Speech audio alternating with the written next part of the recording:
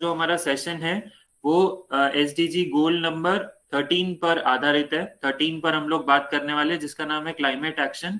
तो मेरा सबसे पहला क्वेश्चन आप सभी से यही है कि क्लाइमेट यानी कि जलवायु से आप क्या समझते हैं? किसी को पता है जलवायु के बारे में? तो जैसे प्रथमेश ने अभी जवाब दिया कि जलवायु मतलब, जो नॉर्मल अगर हम इसको शब्द को लें तो जल मतलब पानी और वायु मतलब हवा। तो सर इसको मुझे लेकर मालूम है। इस, हाँ जी, बताइए मंगेश।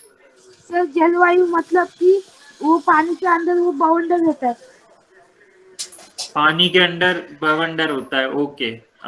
चलो, और किसी को कुछ पता है, कोई आइडिया कि जलवायु परिवर्तन या जलवायु से आप क्या समझते हैं, क्लाइमेट से क्या समझते हैं? सर अगर हम लोग जल को अच्छे से रखेंगे तब वो परिवर्तन होगा। जल को क्या अच्छा रखेंगे तो सब जगह परिवर्तन होगा, ओके। हाँ सर अगर हम लोग चलो ठीक है, और कोई ट्राई करना चाहता है?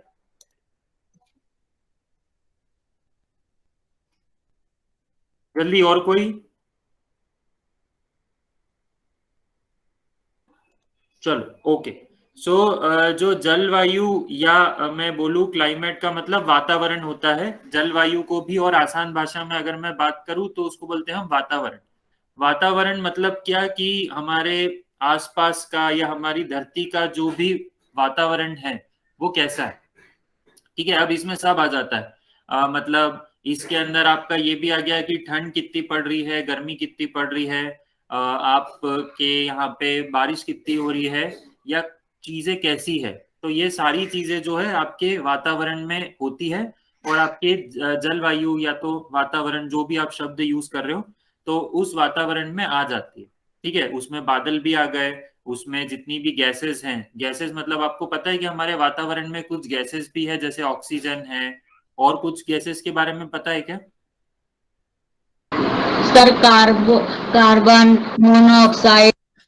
Carbon monoxide, carbon dioxide, nitrogen, ये सारी गैसेस हमारे वातावरण में मौजूद है ना? तो ये सब का अलग अलग परसेंटेज है कि जैसे मान लो अगर मैं 100% में से बोलूं तो करीबन 21 से 22% जो है या इसके आसपास जो है वो ऑक्सीजन मौजूद है। उसी तरीके से कार्बन डाइऑक्साइड जो है वो 3% के आसपास मौजूद है। और उसी तरीके से सबसे ज्यादा परसेंटेज किसका है? नाइट्रोजन का। तो ऐसे बहुत सारी गैसेस जो है वो हमारे वातावरण में ऊपर मौजूद है। ये हमें क्या करती है? तो ऑक्सीजन हमें मदद करती है सांस लेने में। अगर ऑक्सीजन नहीं होगी तो फिर हम सांस ही नहीं ले पाएंगे, है ना? उसी तरीके से कार्बन डाइऑक्साइड कहाँ से पैदा होती है? जब हम गाड़ी से या फिर ये गाड़ी चलाते हैं जितनी भी, तो उससे जो धुआं निकलता है उससे जहरीली गैस निकलती है, उसमें कार्बन मोनोऑक्साइड, कार्बन डाइऑक्साइड होती है। और किसी को पता है कि कार्बन डाइऑक्साइड कहाँ से निकलती है? और सर फैक्ट्री से निकलने वाले धुएं में भी कार्बन डाइऑक्साइड। बिल्कुल, फैक्ट्री से निकलने वाले धुएं में भी कार्बन डाइऑक्साइड, कार्बन मोनोऑक्साइड और इस तरीके की जहरीली गैसेस रहती है। तो ये जो गैसेस होती है ये कहीं ना कहीं हमें दिक्कत देती है। क्या लगता है आपको, ये दिक्कत पैदा करती होगी आगे जाकर? Yes sir. हाँ सर। अच्छा, तो ग्लोबल वार्मिंग किसी ने सुना है क्या? Yes sir. परफेक्ट। तो क्या ग्लोबल वार्मिंग का वातावरण से कोई संबंध है क्या? क्या लगता है आपको? हाँ सर। हाँ सर। अच्छा, तो कोई बता पाएगा कि क्या संबंध है ग्लोबल वार्मिंग का वातावरण से, या ये जो गैसेस की हम बात कर रहे थे इससे? मौसम चेंज होगा। मौसम चेंज होगा, ओके। चलो कुछ हद तक सही है। पर चलो मैं आपको इसके बारे में और अच्छे से जो है वो बता देता हूँ। ठीक है, सो सबसे पहले तो क्लाइमेट तक समझ में आ गया सभी को कि क्लाइमेट जो है वो क्या हो रहा है। मतलब क्लाइमेट मतलब क्या होता है? वातावरण। और वातावरण में सारी चीजें आती है। ठीक है, अभी मैं आपको एक वीडियो दिखाता हूँ, और उस वीडियो को देखकर फिर आप मुझे आगे बताइएगा कि किस तरीके से जो है ये सारी चीजें होती है। तो उससे पहले मैं आपको जस्ट इतना बताना चाहता हूं कि जब इस वीडियो को आप देखेंगे तो इसमें जो है वो क्लाइमेट एक्शन के बारे में, जलवायु परिवर्तन के बारे में बात की गई है। तो अभी जलवायु परिवर्तन क्या होता है कि जैसे मान लो आपके यहाँ पे जितना भी, अच्छा एक और चीज इससे पहले जो मुझे बतानी है आपको, वो क्या है कि आपके आसपास जितना भी टेम्परेचर होता है, जैसे आप गूगल पे देखते हो कि हमारे यहाँ पे अगले 7 दिन का टेम्परेचर कितना होगा, बारिश रहेगी कि नहीं, बादल रहेंगे कि नहीं, ये कोई देखता है गूगल पर? या न्यूज में आपने देखा होगा कि कल का टेम्परेचर कैसा रहेगा? हाँ या ना? हाँ सर।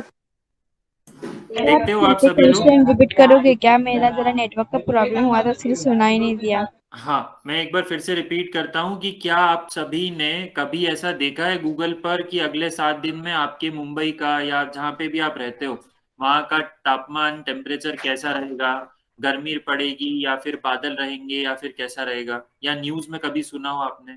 सुना है कभी यस ऐसा? सर। यस है ना? तो मैं उसको जो है वो क्लाइमेट बोलूंगा क्या? जो मेरे आसपास का किसी जगह का मैं टेम्परेचर या तापमान में देख रहा हूँ, तो क्या मैं उसको क्लाइमेट बोलूंगा क्या? हाँ सर। ओके, बाकी लोग क्या बोल रहे हैं, हाँ या ना? हाँ सर। हाँ सर। ओके, तो यहाँ पे देखो, यहाँ पे एक छोटा सा ट्विस्ट है, छोटी सी आप गलती करते हो। वो ये है कि जब हम किसी एक जगह का, जैसे मान लो मैं मुंबई की बात करता हूँ अगर, तो मुंबई का जहाँ मैं रहता हूँ वहां के अगर मैं तापमान को देख रहा हूँ और बाहर जाकर मैं ये चेक करता हूँ कि कितनी हवा चल रही है, कितना तापमान है, या अगले 4-5 दिन में कितना तापमान होगा, तो वो जो है उसको बोलते हैं हम वेदर या मौसम। तो आप सुनते हो ना न्यूज पे कि अगले 7 दिन में मौसम ऐसा होगा, मौसम विभाग ने ये बोला है कि यहाँ पे बहुत ज्यादा बारिश होने की संभावना है। हाँ या ना? सुना है आपने ऐसा कुछ? हाँ सर। Yes sir. हाँ है सर। ना? तो मौसम और वातावरण ये दोनों अलग अलग चीज है। यहाँ पे हमारे लिए ये चीज समझना बहुत जरूरी है कि मौसम क्या होता है जब हम किसी जगह का, जैसे मान लो मुंबई है या मामा के यहाँ गए, तो मामा के यहाँ पे अगर आप जो है वो ये देख रहे हो कि मामा के यहाँ पे अगले 7 दिन में आपका जो तापमान है मामा के यहाँ पे, कि कितनी गर्मी पड़ेगी, क्या बारिश आएगी, क्या, ये सब अगर आप जो है वो कर रहे हो, तो वो जो है वो आप कह सकते हो कि हाँ वो मौसम है ना? लेकिन वो वातावरण नहीं है। आया सभी को समझ में? Yes sir. हाँ, अब वातावरण क्या है वो मैं आपको बता देता हूँ। तो वातावरण, जैसा कि मैंने पहले भी बताया कि वातावरण में बहुत सारी चीजें होती है। तो वातावरण जो है वो हम बहुत बड़े जगह को लेकर बात करते हैं, जैसे या तो पूरे देश की बात करेंगे या तो पूरी धरती की बात करेंगे, और सिर्फ 7 दिन या 8 दिन की बात नहीं करते, पूरे साल भर की बात करते हैं। आया समझ में ये चीज? Yes sir. हाँ यस तो सर। जब हम वातावरण की बात करेंगे तो हम ये बोलेंगे कि कुछ पिछले 10 साल में हमारी धरती का जो तापमान है, एवरेज टेम्परेचर है, वो 1 डिग्री सेल्सियस ज्यादा हो गया है। तो आजकल जो है हम देखते थे कि 10 साल पहले कम गर्मी पड़ती थी, बट अभी ज्यादा गर्मी पड़ती है ना? ऐसा बोलते हैं। पहले भी आपके अभी मम्मी पापा से कभी आपको सुनने को मिला होगा कि यार जब हम छोटे थे तब तो इतनी गर्मी नहीं पड़ती थी, आजकल बहुत यस ज्यादा सर। गर्मी पड़ने लग गई। सुना है कभी आपने ऐसा कुछ? Yes sir. है ना? तो इस तरीके से जो है ये जो हमारा तापमान है और जो वातावरण है, या मैं बोलूं कि हमारे आसपास का मौसम और वातावरण, ये दोनों अलग अलग चीज है। तो एक को बोलते हैं हम, अगर आपने इंग्लिश में सुना होगा, वेदर, ठीक है, और एक को बोलते हैं हम लोग क्या, एक को बोलते हैं वातावरण यानी कि क्लाइमेट। तो वेदर और क्लाइमेट दोनों में अंतर है। चलो इतना तो समझ में आ गया। अब मैं आपको एक चार्ट, अच्छा एक वीडियो दिखाता हूँ, और उसको देखकर फिर हम आगे बात करेंगे। वीडियो कुछ 2 मिनट का है, तो ध्यान से देखिएगा और फिर मुझे जो है वो बताइएगा कि आपने इस वीडियो से क्या समझा। ठीक है? तो वैसे तो वीडियो इंग्लिश में है, बट आई थिंक आपको समझ में आ जाएगा कि क्या क्या उसमें बताया गया। ठीक है? चलो, सो मैं आपको स्क्रीन शेयर करता हूँ और मैं आपको जो है वो वीडियो बताता हूँ।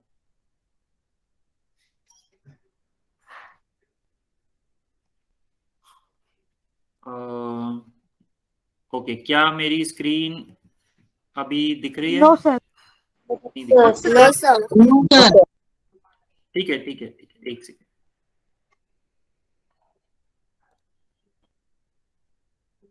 हाँ जी, तो अभी आपको जो है अब स्क्रीन दिखेगी। चलिए, सो अभी स्क्रीन दिख रही होगी।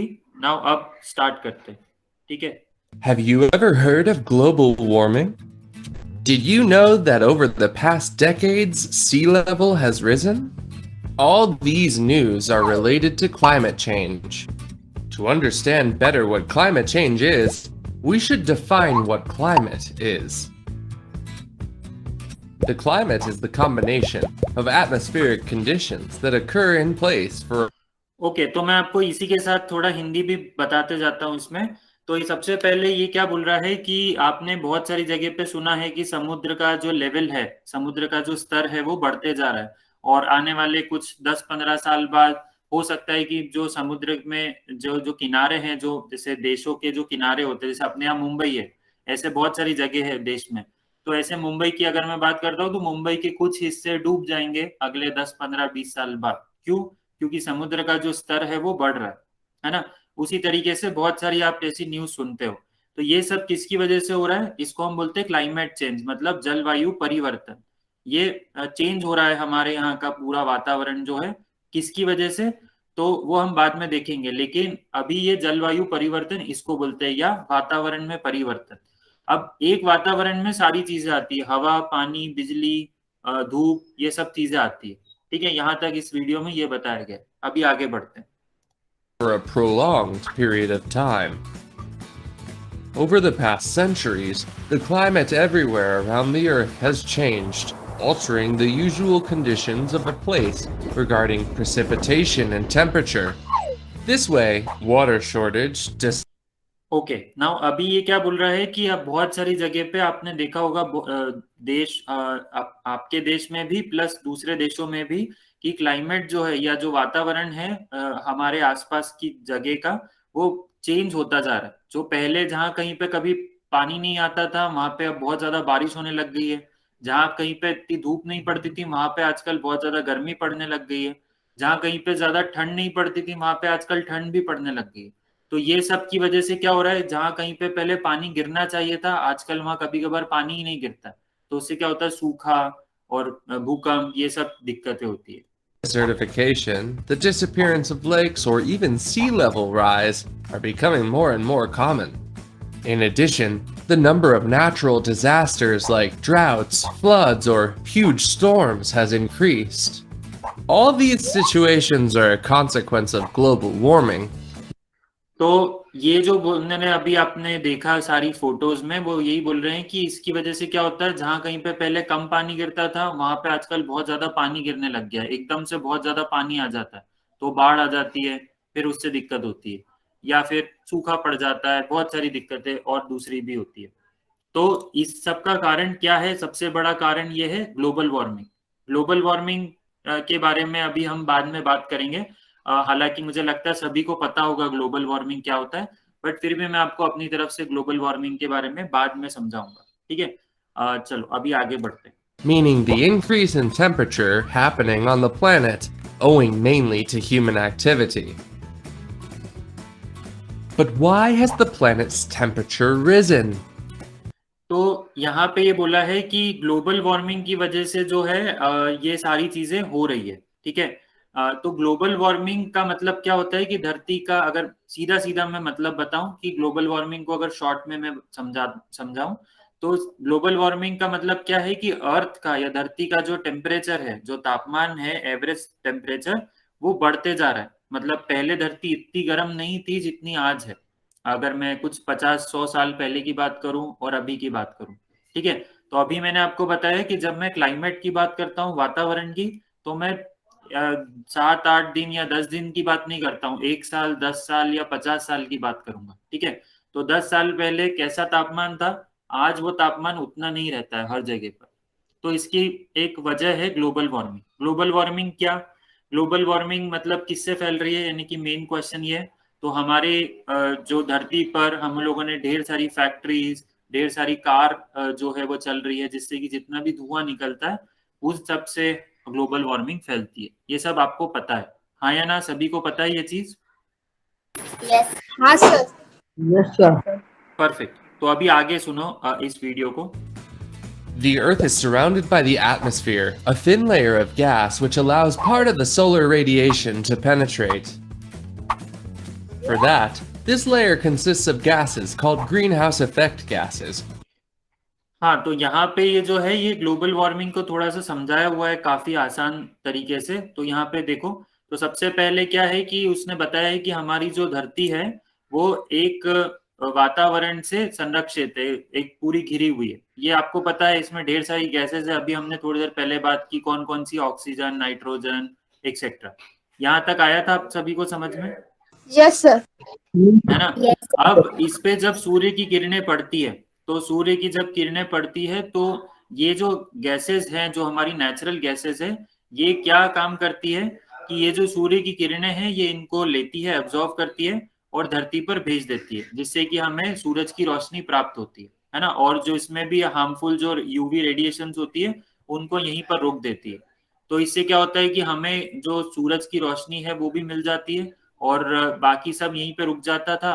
मतलब ये मैं 50-100 साल पहले की बात कर रहा हूँ कि बहुत सारी जो किरणें आती थी उसमें से कुछ यूवी रेडिएशंस भी होती थी, मतलब खतरनाक भी रेडिएशंस किरणें होती थी। तो पृथ्वी का जो ऊपर वाला जो ये पूरा वातावरण का ये पूरा था, ये क्या करता था, पूरी चीजों को रोक लेता था, सिर्फ सूरज की मेन रोशनी को आने देता था, जो कि काम की है, जो इंसान के लिए मददगार साबित होती थी। लेकिन अभी क्या हो रहा है कि बहुत सारी लोगों ने For that, जो आप फैक्ट्रियां और जो गाड़ियां खरीद ली है और जो बहुत सारी चीजें करते, एसी, टीवी, फ्रिज, ये सब खरीद लिए। तो एसी और फ्रिज की वजह से और ज्यादा ये धुएं की वजह से क्या हो रहा है, बहुत सारी गैसेस जो है वो जहरीली गैसेस यहाँ पे इकट्ठी हो गई। इसमें सबसे मेन कौन सी है? Carbon dioxide, CO2। यहाँ तक आया समझ में? ये तो आप सभी को भी पता था। यस आया ना? सर। Yes sir. है ना? अभी आगे सुनते हैं। तो ये पहले भी थी, थोड़ी बहुत चलती थी, क्योंकि फैक्ट्रियां कोई अभी अभी 2-4 साल में तो खुली नहीं है, फैक्ट्री तो सालों से चल रही है कुछ कुछ। तो पहले कम फैक्ट्रियां थी तो कम धुआं होता था, तो ठीक है वो चलता था उतना। लेकिन अभी क्या होने लगा है, अभी बहुत सारा धुआं, मतलब फैक्ट्रीज बढ़ गई है हर जगह पर, तो बहुत सारा धुआं निकलता है और बहुत सारा धुआं जब निकलेगा तो बहुत सारा कार्बन डाइऑक्साइड पैदा होगा। तो ये क्या होता है, ये कार्बन डाइऑक्साइड ऊपर जाकर वातावरण में इकट्ठा हो जाता है। अब क्या होता है, यही सबसे बड़ा दिक्कत वाला काम है। अब सूरज की किरणें तो आ गई, ठीक है, वो तो धरती के अंदर आ चुकी है पूरी तरीके से। लेकिन क्या होता है कि जब धरती के अंदर सूरज की किरणें आती है तो वो वापस रिफ्लेक्ट होकर वापस जो टकरा कर वापस से जो है वो अंतरिक्ष की तरफ, आसमान की तरफ चली जाती है। लेकिन पहले वो चली जाती थी, अब क्या हो रहा है, ये जहरीली गैसेस जो है वो क्या करती है, वो जो किरणें आती है उनको वापस नहीं जाने देती है, उनको अपने अंदर खींच लेती है और वापस से उनको अपने अंदर से वो टकरा कर वापस धरती पर भेज देती है। और इससे क्या हो रहा है, वो सूरज की किरणें वापस आएगी, तो जब सूरज की किरणें ज्यादा हो जाएगी धरती पर, गर्मी ज्यादा हो जाएगी, तो फिर क्या होगा, आपके यहाँ पे मौसम बदलेगा, ज्यादा गर्मी पड़ेगी, ठंड कम पड़ेगी और इसकी वजह से फिर दिक्कतें होना शुरू होती है। आया समझ में ये चीज? Yes sir. है ना? तो इसी को बोलते हैं ग्लोबल वार्मिंग। ग्लोबल वार्मिंग मतलब पूरे विश्व में जो वार्मिंग, वार्म मतलब होता है गर्म, कि पूरे जगह पर, पूरी धरती पर जो है वो गर्म, जो गर्मी है, ऊष्मा है, वो बढ़ रही है। ठीक है, तो अभी देखो यहाँ से, तो ये जो है गैसेस आती है और इसकी वजह से ये टकरा कर, यहाँ पे दिख रहा है आपको, देखो, हाँ ये देखो, ये टकरा कर बाहर नहीं गई और ये वापस से धरती पर आ गई। इसकी वजह से हमारा जो तापमान है धरती का वो बढ़ रहा है और यही दिक्कत का कारण है। अब जहाँ कहीं पर बर्फ है, हिमालय और अंटार्कटिका और यहाँ पे, उनकी बर्फ तेजी से पिघल रही है और इससे हमारे लोगों की स्वास्थ्य को, उनको बहुत पैसा खर्च करना पड़ता है और उनके हेल्थ पे भी इसका दिक्कत आता है। मतलब लोगों को ज्यादा धूप की वजह से बहुत सारी बीमारियां हो रही है ग्लोबल वार्मिंग की वजह से,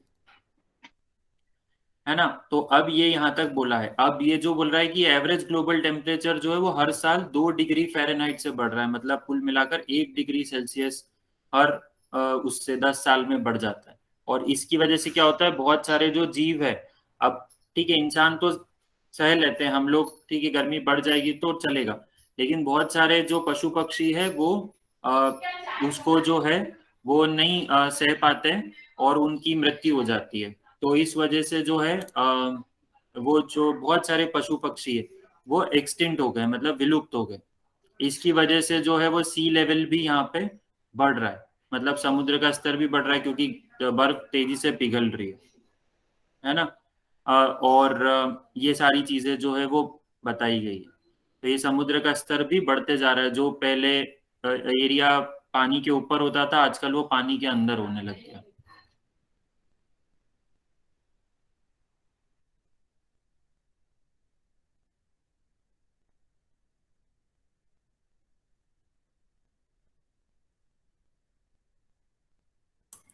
ओके, तो इसको बचाने के तरीके क्या हैं, ये बताया गया है कि अगर हम ग्लोबल वार्मिंग को बचाना, मतलब इसको कम करना चाहते हैं तो हमें क्या करना पड़ेगा। तो हमें जो बिजली के जो स्रोत है या जिससे कि धुआं कम हो, जैसे गाड़ी हम इलेक्ट्रिक वाली यूज करें। हम जो हमारे यहाँ पे बिजली बनती है वो कोयले से बनती है कुछ हद तक, तो उसकी जगह हम जो है वो सोलर प्लांट लगाएं, जिससे कि हम जो है बिजली जो है वो साफ बिजली बना पाए, जिससे कि कोई प्रदूषण ना हो। इसका एक और तरीका क्या है कि हम गाड़ियों का कम इस्तेमाल करें, ताकि धुआं जो है वो कम फैलेगा। ठीक है, साइकिल का इस्तेमाल करें, अगर पास में ही जाना है तो साइकिल से जा सकते हैं, या फिर दूर जाना है तो पब्लिक ट्रांसपोर्ट जैसे कि सिटी बस या ट्रेन या इन सब का इस्तेमाल कर सकते हैं। ठीक है, फिर पैदल जाकर भी कोई काम हो सकता है। तो प्लास्टिक का उपयोग कम करें, उसकी जगह हम इस तरीके के कुछ जो है वो बायोडिग्रेडेबल जो चीजें आती है उसका यूज करें। ठीक है, और क्या कर सकते हैं, तो और ये कर सकते हैं कि हम प्लास्टिक का उपयोग तो जो है वो बिल्कुल बंद ही कर दें, ताकि इससे प्रदूषण ना हो और नुकसान ना पहुंचे। हम पेड़ ज्यादा से ज्यादा लगाएं, क्योंकि पेड़ जितने ज्यादा लगाएंगे उतना ज्यादा वो जो है ठंडक बनी रहेगी। और कार्बन डाइऑक्साइड क्या करते हैं, पेड़ों को कार्बन डाइऑक्साइड चाहिए रहती है, जैसे हमको ऑक्सीजन चाहिए रहती है वैसे पेड़ों को कार्बन डाइऑक्साइड चाहिए होती है। और पेड़ उस कार्बन डाइऑक्साइड को खींचेंगे तो फिर इससे हमें मदद मिलेगी हमारी ग्लोबल वार्मिंग को से बचने की और उसको खत्म करने में। ठीक है, और पेपर का कम वेस्ट करें, जब आपको लाइट की जरूरत नहीं है तब आप जो है वो लाइट बंद कर दें, जिससे कि क्या होगा, बिजली कम वेस्ट होगी और बिजली जो बनाती है कंपनियां वो कम बिजली बनाएगी, तो इससे भी फायदा होगा। तो इस ये जो है ये कुछ तरीके हैं जिसकी वजह से आप जो है वो क्लाइमेट एक्शन, जो हमारा जलवायु परिवर्तन है, उसको रोक सकते हो। ठीक है, अब ये आया समझ में आप सभी को? Yes sir. Yes sir. पक्का? Yes sir. Yes sir.